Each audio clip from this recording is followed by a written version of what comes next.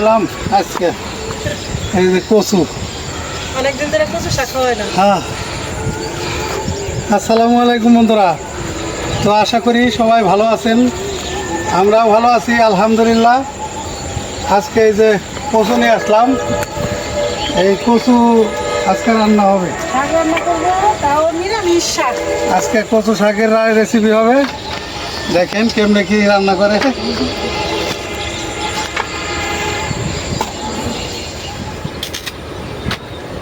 কচু শাকগুলো আমি এখন কাইটে নিই, শুকলা সহ নিলে সেদ্ধ তাড়াতাড়ি হয়।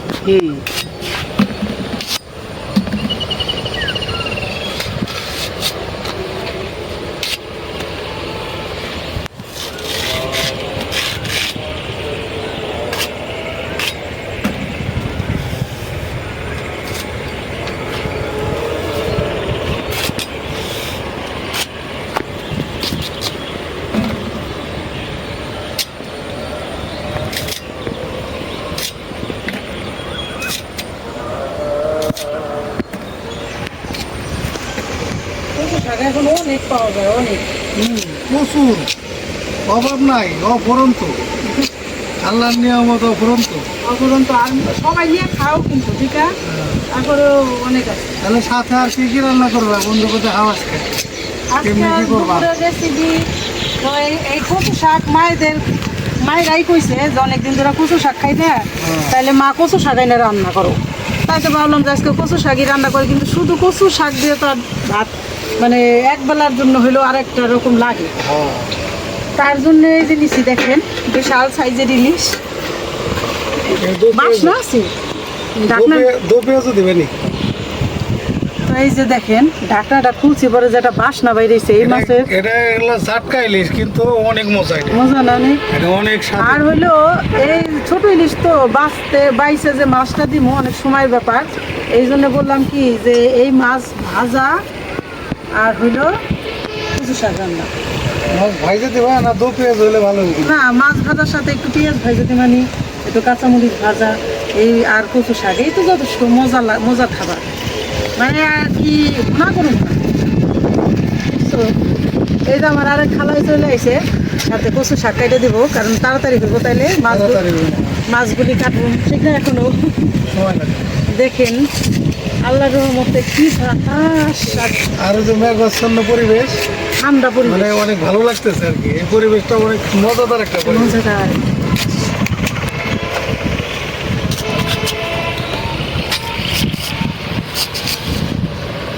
মাঝে মধ্যে আমার খালারা হেল্প করে, কোটাকাটি করে দেয় সাথে।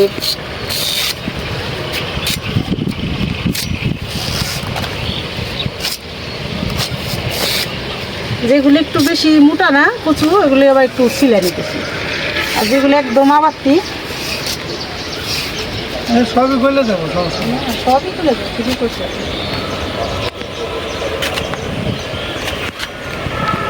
হাতের রং যা হইব না কচু কাটলে, সুন্দর কালার হয়ে যাবে।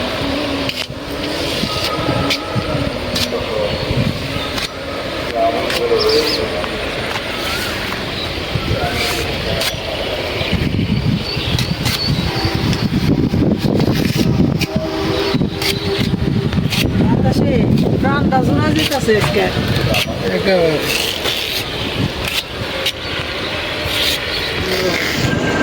জালি পাতা।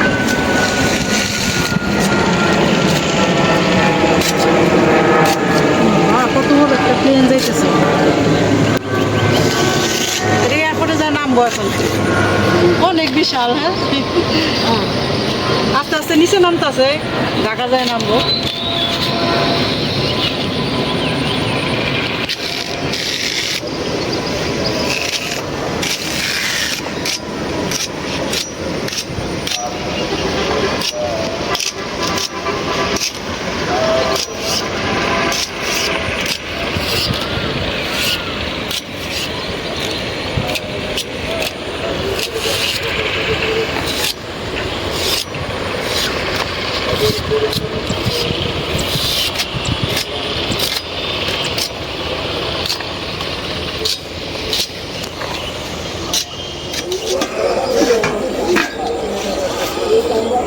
এখন এই যে কচু কচু শাকগুলি পাতিলে দিয়ে দিতেছি ভাপ দেওয়ার জন্য।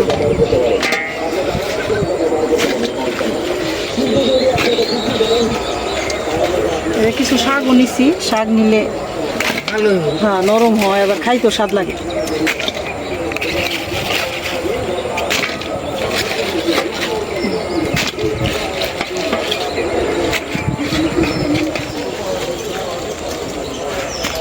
চুলার জলটা ধরাই নিলাম, এখন পাতিলটা বসাই দেই। বিসমিল্লাহির রহমানির রহিম। একটু পানি দিয়ে দিই।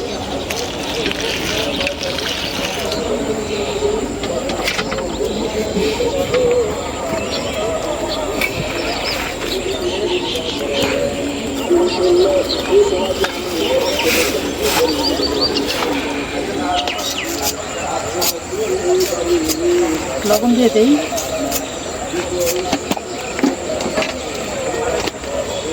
ঢাকনা দিয়ে দিলাম।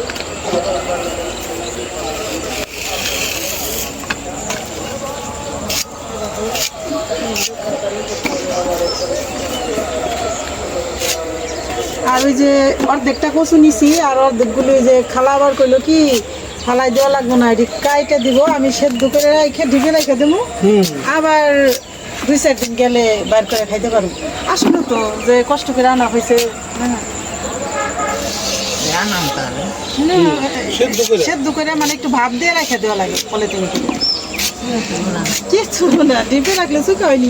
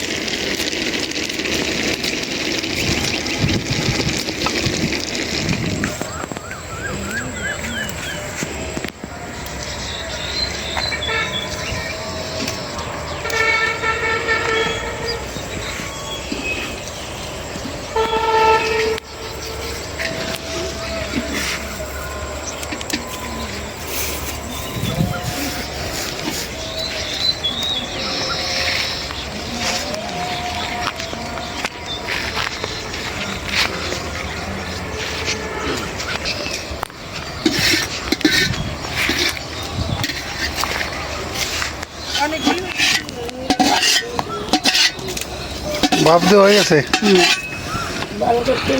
কি সুন্দর নরম হয়েছে।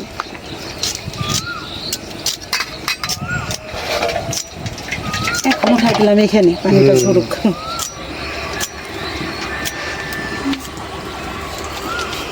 এখন কচু শাক ভাজার জন্য কড়াইটা বসাই দিই। বিসমিল্লাহ।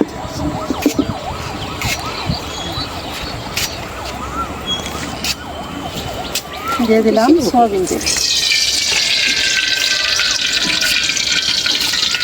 ওই যে কাঁচামরিচ গাছটা ছেড়ে দিয়েছে কতগুলো, এই যে একদিন পর পর ছিল এতগুলা, এখন আমাদের একদিন পর পর এই যে কাটছে, এই মা কইলো কাঁচামরিচ গুলি কাটতে অনেক ঝাল বাড়তে গেছে। মা বলো কি কাঁচামরিচ যা ঝাল বর্ষার সিজনটা যদি আমাকে কাঁচামরিচ দিয়ে চলে তাইলে একটা কাম হইলো। তা আমি তো সময় পাই না, ওই যে আমার আরেক খালায় মরিচগুলি তুলে এলো। কালকে খাইতে যে তরকারিতে একটু ঝাল কম হয়েছে, বুঝি না, আমি 2টা মরিচ নিয়েছিলাম, একটা খাইয়া খাইতে পারিনি, এত ঝাল হচ্ছে। আমি তো বাড়তে হচ্ছে। এখন প্রথমে একটু শুকনা মরিচ দিয়ে দিলাম, এটা আলাদা স্বাদ।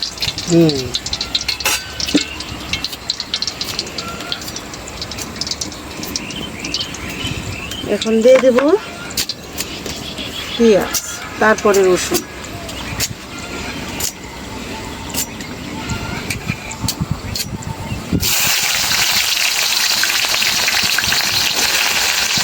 এটা কিন্তু আমাদের নিরামিষ কচু শাক রান্না করা, নিরামিষ। আজকে কোনো মাছ দেবে না, না নিরামিষ। কাঁচামরিচে দিয়ে দিই।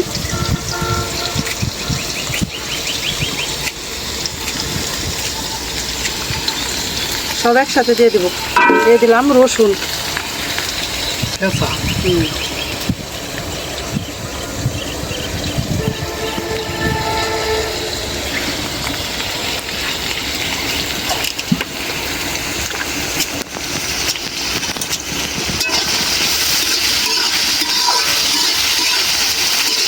কাঁচামরিচ একটু বাড়াই দিই। ভুটো শাকে আবার ঝালটা বের হয়, মরিচ সহ গলে যায়। ভাজা হয়ে গেল পেঁয়াজ রসুন মরিচ। এখন দিয়ে দেই কচু শাক।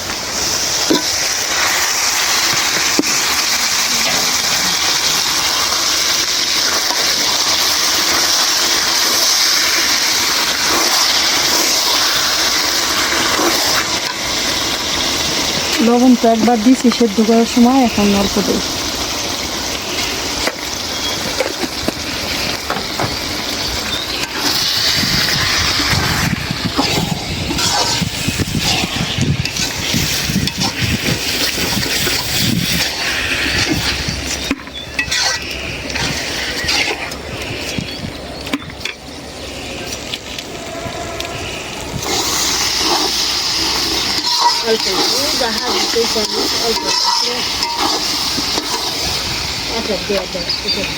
একটু ভাজা ভাজা করলে ভালো লাগে।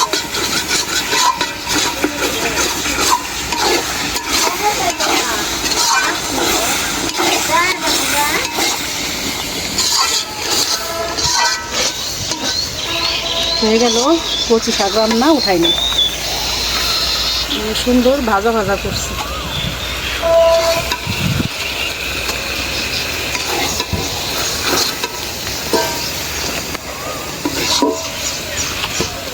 কচু শাক নিরামিষও ভালো লাগে, মিষ্টি মিষ্টি লাগে, ঝাল মিষ্টি।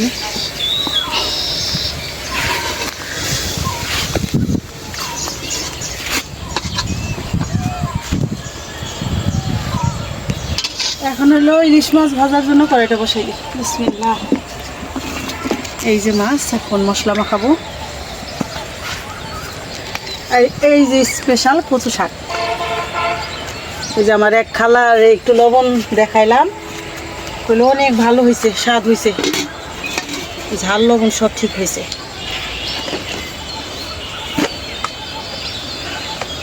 দিয়ে দিলাম লবণ।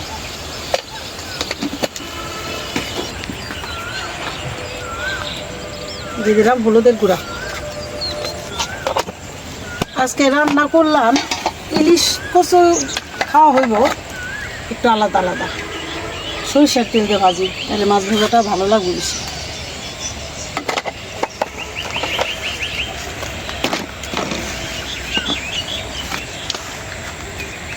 দিয়ে দিলাম মরিচের গুঁড়া।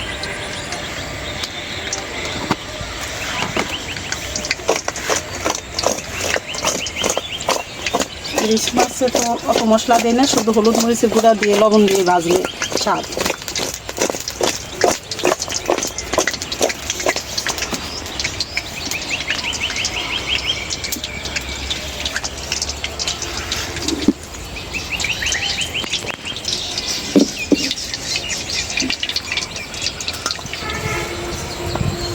তেল গরম হয়ে গেছে, মাছ দিয়ে দিই।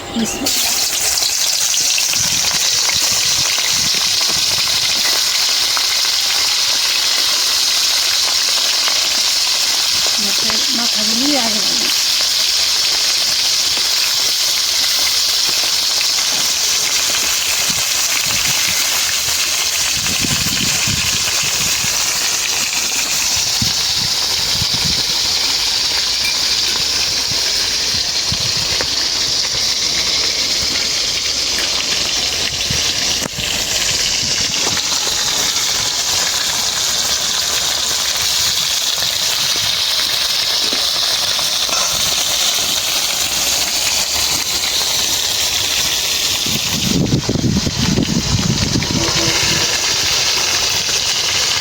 ঝিরি ঝিরি বাতাস বইতেছে, আর ইলিশ মাছ ভাজার ঘেরানটা এই রয়েছে সেই রকম জায়গা।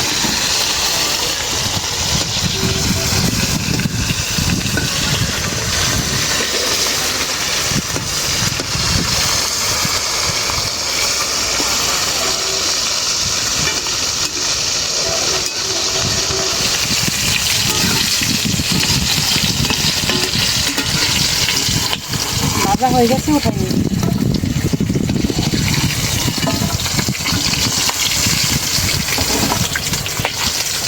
বাসনাও বাইর হয়েছে, সেই বাসনা সেই বাসনা। হ্যাঁ, চুপটা কি করতা, চুপটা ফেলাই দিছা, চুপড়া দেখে কত আনন্দ দেখতে।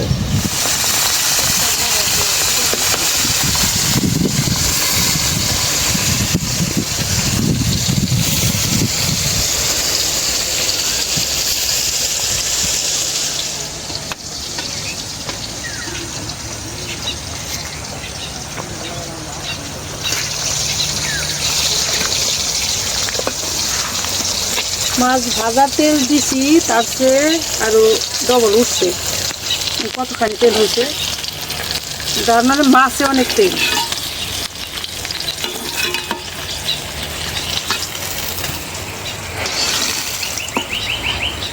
হয়ে গেল আমার মাছ ভাজা। মাছ ভাজা তেলে পেঁয়াজ ভাজে নেব।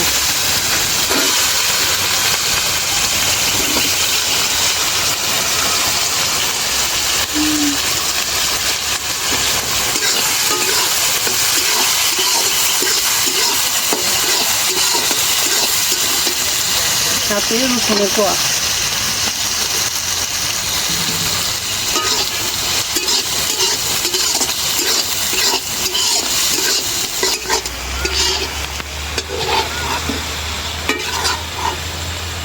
ভাইজা নিলাম পেঁয়াজ, মরিচ, রসুন উঠাই। এই তেলটা সবাই খাওয়া যাবে, সরিষার তেল ভালো লাগে। আর ইলিশ মাছের বাসনা, তেল সবাই খাওয়া।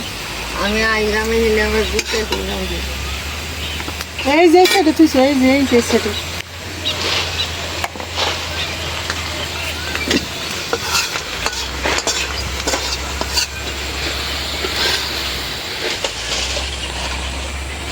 তো বন্ধুরা, হয়ে গেল ইলিশ মাছ ভাজা, তার সাথে পেঁয়াজ, মরিচ, রসুন। কত সুন্দর হয়েছে। এখন এক পিস মাছ আর একটু ভাজা পেঁয়াজ মেরে খাওয়া হয়ে গেল। এগুলো হলো স্বাদের খাওয়া, বেশি ঝোলালা তরকারি চেয়ে। তো হয়ে গেল তো কচু শাক রান্না করা, মাছ ভাজা। এখন আমি ওই যে কচু শাকগুলি আবার ভাপ দেবো, তো এই রান্না করা আজকে দুপুরের মতো হয়ে যায়।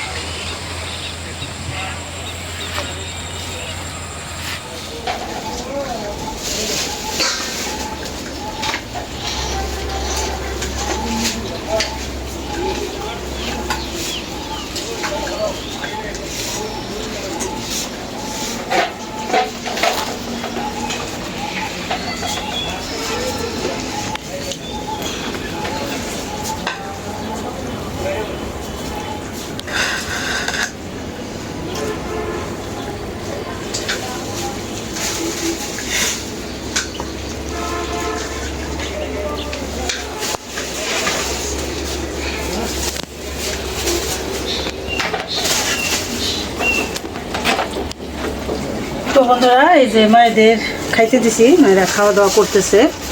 এই যে কচু শাকটা যে সেদ্ধ করছি, এটা ঠান্ডা হয়েছে এখন। এখন এই যেভাবে কলি করে ডিপে ভরে রাখবো। 4-5 দিন পরেও বাড়ি করে রান্না করলে সে একই রকম স্বাদ থাকবো।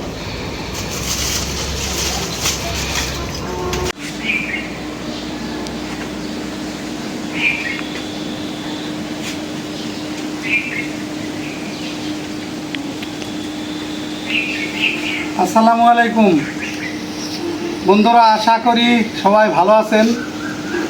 আমরাও ভালো আছি আলহামদুলিল্লাহ। তো আজকে একটা বিশেষ উদ্দেশ্যে হাজির হলাম আপনাদের সামনে, উপস্থিত হলাম। তো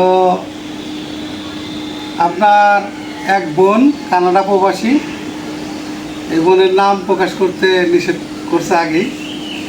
তো এই বোন অনেক দান অনুদান যেটাই বলেন, রমজানে বলেন, ঈদে বলেন, অনেক দান অনুদান মানুষকে দিয়ে থাকে বা দেয়, সবসময়ই দেয়। তারপরে আমাদের বৃদ্ধাশ্রমে এই পর্যন্ত মোটামুটি অনেক টাকাই দিছে অনেকবার। তো এছাড়া অসহায় মানুষদের পাশে দাঁড়ায় সবসময়। তো এবারও সামনে কোরবানির ঈদ, তার ব্যতিক্রম নয়। তো এই যে যে আপা, এই এই যে তার ছেলে, এই ছেলেটা একটু মানে হালকা একটু কিডনি সমস্যাও আছে, আবার কি আছে অ্যাবনর্মাল যেটাকে বলে আর কি। তো যাই হোক, আর ওনার হাজব্যান্ড হচ্ছে মানে কথা বলতে পারে না, বাক প্রতিবন্ধী। আর এই যে আমার আর এক ভাই, এই ভাইও একটু অসহায়, অসুস্থ, কাজ কাম করতে পারে না, শ্বাসকাশের একটু কষ্ট। আর ওই যে আর এক আপা আছে আমার, জান্নাতের আম্মুরে অনেকেই চিনে। জান্নাতের আম্মুরে তো আপনারা অনেকেই চেনেন। ওই ওই আপার একটাই মেয়ে, ওই যে জান্নাত। তো আমার ওই বোন প্রতি 2 মাস পর পর মানে টাকা পাঠায়, জান্নাতের আম্মুর জন্য জান্নাতের আম্মুর জন্য টাকা পাঠায়। তো এইটাও তার মানে হ্যাঁ আমাদের মনে থাকে না, কিন্তু তার মনে থাকে ডেটটাই। ওইভাবে পাঠায়, আমার কাছে পাঠায়, আমি ফোন দিয়ে আইনে তারপরে দিয়ে দিই সবসময়। তো যাই হোক, আজকে ওই বোন কিছু টাকা পাঠাইছে।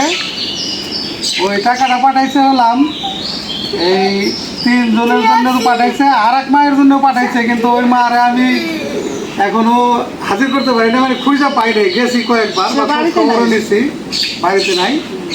তো আর আমাদের বৃদ্ধাশ্রমের এর আগে বলছিলাম যে ওই ট্রাঙ্ক কিনা লাগবে, এই ট্রাঙ্কের ব্যাপারে কিছু টাকা পাঠাইছে। আর কুরবানির জন্যে মানে একটা খাসি কুরবানির জন্যে কিছু টাকা পাঠাইছে। তো আমি ওইটার জন্য আলাদা প্রতিবেদন করব, খাসি কিনে আই না বা ওই ট্রাঙ্কটাও কিনে আই না, আমি আলাদা একটা প্রতিবেদন দেবো ইনশাআল্লাহ। তখন আপনারা দেখতে পারবেন ইনশাআল্লাহ। তো যাই হোক, আজকে এই যে তাদেরকে উপস্থিত করছি, ওনাদের টাকাগুলো আমি আজকে বোঝাই দিই হাতে।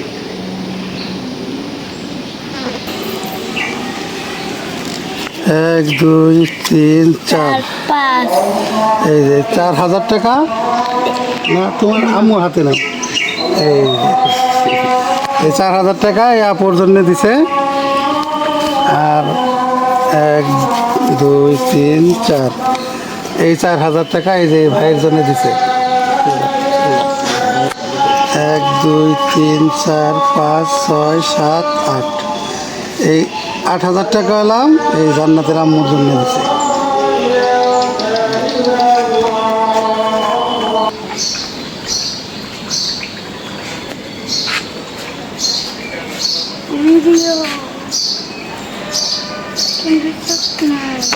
আপার জন্য অনেক দোয়া। আপা আমার ছেলের এই শুরুকাল থেকে অনেক করছে, সহযোগিতা করছে। আপার জন্য আমি দোয়া করি, আপা যদি সুস্থ থাকে, আপার জন্য দীর্ঘতা কামনা করি, আপার সুস্বাস্থ্যতা কামনা করি।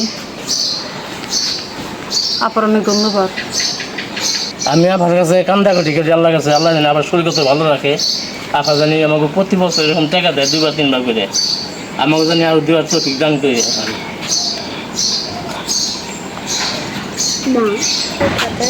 আপনার জন্য আমি অনেক দোয়া করেছি। আমাদের কয়েক মাস বছরে 2 মাস পর পর টাকা দেয়। 2 মাস পরে পরে সে টাকাটা দিতেছে।